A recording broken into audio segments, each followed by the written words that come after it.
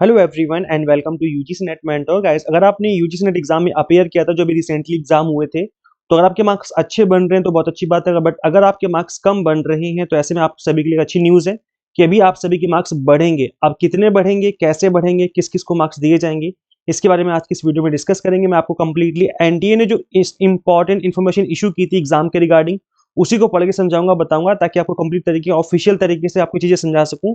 मैं अपनी तरफ से इसमें कुछ भी चीजें ऐड नहीं करने वाला।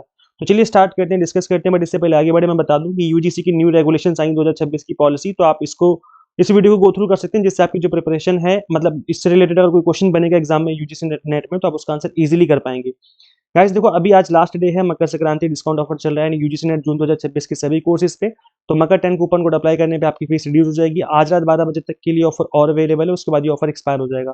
तो अगर आपका एग्जाम अच्छा नहीं किया तो आप जून 2026 के लिए इनरोल कर सकते हैं। इस एग्जाम को फर्स्ट अटेम्प्ट में क्रैक किया जा सकता है, बिकॉज मैंने भी इस एग्जाम को अपने फर्स्ट अटेम्प्ट में ही क्रैक किया था। और मैंने क्या किया था, वही चीज़ मैं अपने एस्पिरेंट्स को पढ़ाता हूँ, स्टूडेंट्स को पढ़ाता हूँ। तो यहाँ पर अगर आप एग्जाम टारगेटेड स्टडी करेंगे अभी से, तो आपका टाइम से सिलेबस फिनिश होगा, रिवीजन करने का टाइम मिलेगा, पीवाईक्यूज कर पाएंगे, तो आपका एग्जाम आराम से इजीली क्रैक हो जाएगा। हम आपको paper 1 commerce management and pol science पढ़ाते हैं। कंप्लीट कंटेंट आपको बाइलिंगुअल मिलता है, 100 mock test and PDF notes मिल जाते हैं, जिसके थ्रू आप मल्टीपल टाइम रिवीजन और प्रैक्टिस कर सकते हैं। गाइस करना क्या होगा, आपको सिंपली गूगल प्ले स्टोर से एग्जाम मेंटर ऐप इंस्टॉल कर लेनी है। अगर आप एक iOS यूजर है तो उसका लिंक आपको अलग से इसी वीडियो के description box and comment box में दे दिया है। तो कंप्लीट कंटेंट आपको इसी ऐप में अवेलेबल हो जाएगा। ओके, तो ऐसे देखिए, अभी जो आंसर कीज आई थी इसमें काफी सारे ऐसे आंसर कीज थी जो कि गलत थी, जहां पर एनटीए या तो उन क्वेश्चंस को ड्रॉप करेगा, या तो जो जिस भी कैंडिडेट ने उन क्वेश्चंस को चैलेंज किया है, तो या तो आपको +2 मार्क्स दिए जाएंगे या तो क्वेश्चन ही ड्रॉप कर दिया जाएगा। अभी जो +2 मार्क्स है वो किसको दिए जाएंगे और क्वेश्चन ड्रॉप होने का क्या मतलब है, कंप्लीट चीजें आज की इस वीडियो में डिस्कस करेंगे। गाइस देखो, ये जो मैंने आपकी स्क्रीन पे ओपन किया हुआ इन्फॉर्मेशन बुलेटिन है जो एनटीए ने इशू किया था कुछ टाइम पहले, जब एग्जाम की फॉर्म फिलिंग हुई थी। तो इसमें आप देखेंगे मार्किंग स्कीम आपके सामने दिख रहा होगा, मार्किंग स्कीम है। सो यहाँ पे किसको मार्क्स दिए जाएंगे अगर क्वेश्चन ड्रॉप होता है, तो क्या रहेगा, चीजें समझ लेते हैं। गाइस देखो, हर एक क्वेश्चन को सही करने के आपको 2 नंबर दिए जाते हैं, है ना। हर एक रिस्पॉन्स को अगर आप सही करोगे तो 2 नंबर दिए जाएंगे। नेगेटिव मार्किंग तो नहीं है, इस वजह से इनकरेक्ट रिस्पॉन्स, मतलब अगर आपने किसी क्वेश्चन को गलत किया तो आपके मार्क्स नहीं कटेंगे। अभी फिलहाल ये है, फ्यूचर में आ जाए तो कुछ कह नहीं सकते हैं, बट अभी फिलहाल नेगेटिव मार्किंग तो नहीं है। No marks will be given for questions unanswered और अनअटेम्प्टेड, मार्क फॉर रिव्यू। अगर आपने मार्क फॉर रिव्यू किया तो उसके नंबर आपको नहीं मिलेंगे। अगर आपने क्वेश्चन ही अटेम्प्ट नहीं किया था तो भी नहीं मिलेंगे। अगर आपने क्वेश्चन का आंसर नहीं किया था तो भी मार्क्स नहीं मिलेंगे। तो याद रखिए, मार्क फॉर रिव्यू वालों को भी मार्क्स नहीं मिलते हैं। अब हम बात कर लेते हैं उनकी जिनकी क्वेश्चन ड्रॉप होंगे या फिर जिसको एनटीए जो चैलेंज एक्सेप्ट करेगा। So while every effort will be made to ensure that each question has one unique answer, in case it is found that a question has more than one option, it will be dealt with in the following manner. तो यहाँ पर इस तरीके से marks दिए जाएंगे। तो देखो, if more than one option is found to be correct, then 2 marks will be awarded to only those who have mark any of the correct option. मतलब एक क्वेश्चन पूछा गया जिसके 4 ऑप्शन हैं। अब इन 4 ऑप्शन में देखा गया कि ऑप्शन नंबर ए भी सही है और ऑप्शन नंबर डी भी सही है, मतलब एक क्वेश्चन के 2 सही आंसर हैं, ऐसा देखा गया। तो अगर आपने ए मार्क किया था तो भी आपको नंबर दिए जाएंगे, अगर आपने डी मार्क किया था आंसर तो भी नंबर दिए जाएंगे। बट अगर आपने बी या सी मार्क किया था तो ऐसे में आपको नंबर नहीं दिए जाएंगे। तो आई होप आपको समझ में आ गया कि अगर एक क्वेश्चन के 2 आंसर हैं तो उस केस में जो आपने सही टिक किया है, मतलब ए या डी कोई भी टिक किया हो, तो आपको मार्क्स दिए जाएंगे। पहली चीज क्लियर हो गई। दूसरी चीज, if all options are found to be correct, अगर देखा गया कि चारों ऑप्शन ही ठीक है तो 2 मार्क्स दिए ही जाएंगे, चाहे आपने कोई भी, अगर आपने क्वेश्चन अटेम्प्ट किया है कोई भी ऑप्शन पे टिक किया है तो आपको नंबर दिए जाएंगे, अगर चारों ऑप्शन सही थे। ऐसा भी कई बार, वैसे तो होता नहीं है, बहुत रेयर केस है, लेकिन उस केस में आपको नंबर दिए जाएंगे। If none of the option is found correct, मतलब 4 ऑप्शन थे, चारों ही ऑप्शन गलत थे, तब उस केस में क्या होगा, और question is found to be wrong, और देखा गया कि क्वेश्चन जो फॉर्म किया गया वही गलत है, और एक क्वेश्चन इज ड्रॉप, अगर क्वेश्चन ड्रॉप किया गया, एनटीए उस क्वेश्चन को ड्रॉप कर देता है, तो क्या होगा, then 2 marks will be awarded to only to those candidates who have attempted the question. तो जिसने उस क्वेश्चन को अटेम्प्ट किया था, केवल उन्हीं को 2 नंबर दिए जाएंगे। याद रखिए, सबको 2 नंबर नहीं मिलने वाले, अगर क्वेश्चन ड्रॉप किया गया तो सबको 2 नंबर नहीं मिलेंगे, सिर्फ उन्हीं को मिलेंगे जिन्होंने उस क्वेश्चन को अटेम्प्ट किया था, मतलब आपने उस क्वेश्चन में किसी भी एक ऑप्शन पे टिक किया था। The reason could be due to human error और टेक्निकल एरर, किसी भी एरर की वजह से क्वेश्चन गलत हो सकता है, ऐसा एनटीए ने माना है। Since there is no negative marking, candidate needs to choose one most appropriate option to correct answer. तो यहाँ पे बोला गया है कि अगर आपने क्वेश्चन अटेम्प्ट किया तो आपको नंबर दिए जाएंगे। और वही चीज मैं भी अपने सभी स्टूडेंट्स को बोलता हूँ, सभी स्टूडेंट्स को बोलता हूँ कि अगर एग्जाम में नेगेटिव मार्किंग नहीं है तो 2 चीजें आपको करनी है। एक तो आपको 150 के 150 क्वेश्चन करके आने, एक भी क्वेश्चन छोड़ना नहीं है, पहली चीज। दूसरी चीज़ कि तुक्का लगा लो 2-4 क्वेश्चन में दिमाग लगा करके, तो 2-4 क्वेश्चन तो ऐसे ही ठीक हो जाते हैं। तो ये 2 चीज़ें करने से क्या होगा कि यहाँ से भी क्वेश्चन नंबर बढ़ने के चांस रहते हैं, क्योंकि यहाँ पे देखो बोला गया है कि जिसने पूरे क्वेश्चन अटेम्प्ट किए हैं, अगर किसी एक क्वेश्चन को गलत माना गया तो उसको 2 नंबर दिए जाएँगे जिसने उस क्वेश्चन को अटेम्प्ट किया होगा। इसलिए क्वेश्चन को अटेम्प्ट करना बहुत ज़रूरी है। और दूसरी बात, तुक्का अगर 2-4 क्वेश्चन सही हो जाते हैं तो अच्छी बात है। तुक्का लगाने से एग्ज़ाम क्रैक बिल्कुल नहीं होगा, ये साफ-साफ समझ लीजिए आप लोग। लेकिन 2-4 क्वेश्चन तो बिल्कुल सही किए जा सकते हैं, तो उस चीज़ का आप एडवांटेज उठा सकते हैं।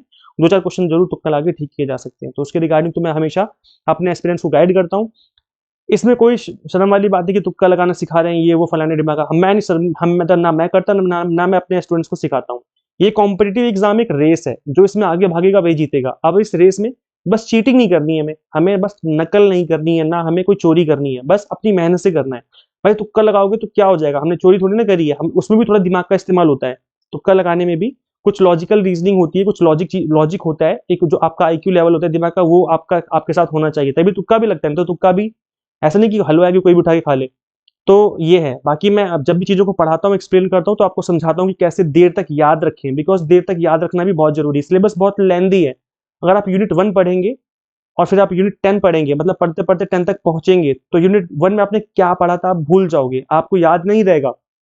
तो इसके लिए कुछ ट्रिक्स होती हैं, वही मैं बता रहा हूँ कि मुझे अभी 8 साल हो चुके हैं, 8 ईयर्स हो चुके हैं पढ़ाते हुए यूजीसी नेट को। मुझे पता है कि कहाँ से किस तरह के क्वेश्चन बनते हैं। तो उसी उसी तरह से मैं उन टॉपिक्स को कवर करवाता हूँ। और दूसरी बात कि लंबे टाइम तक चीज़ों को कैसे याद रखें, तो इसलिए मैं क्या करता हूँ, आप सभी को स्टोरी बेस्ड चीज़ें समझाता हूँ। जैसे एसडीजी है, सस्टेनेबल डेवलपमेंट गोल्स, अब इसमें 17 गोल्स हैं, अब स्टूडेंट्स भूल जाते हैं। तो इसमें मैंने एक स्टोरी बना दी कि बच्चे अगर स्टोरी याद रखेंगे तो उनको याद रहेगा। कुछ टिप्स हैं, कुछ ट्रिक्स हैं, कुछ यूनिकनेस होती है पढ़ाई में, पढ़ाने में। तो यही तो आर्ट होता है पढ़ाना। तो इन चीज़ों को ध्यान में रख करके ही मैं आपको हमेशा स्टडी करवाता हूँ, ताकि जो आपकी तैयारी है वो एग्ज़ाम टारगेटेड हो हमेशा, और आपको आपको जो एग्ज़ाम है वो क्रैक करने में आपको आसानी हो। तो यहाँ पर ये मान के चलिए कि अगर 2 क्वेश्चन ड्रॉप होते हैं, तो अगर आपने क्वेश्चन अटेम्प्ट किए तो 4 नंबर बढ़ेंगे ही बढ़ेंगे। तो अगर आपके एग्ज़ाम में, मतलब आपका जो भी सब्जेक्ट रहा, अगर उसमें एक क्वेश्चन भी चैलेंज किया गया और वो एनटीए ने एक्सेप्ट कर लिया, तो 2 नंबर बढ़ना कन्फर्म है, 2 नंबर तो बढ़ेंगे ही बढ़ेंगे।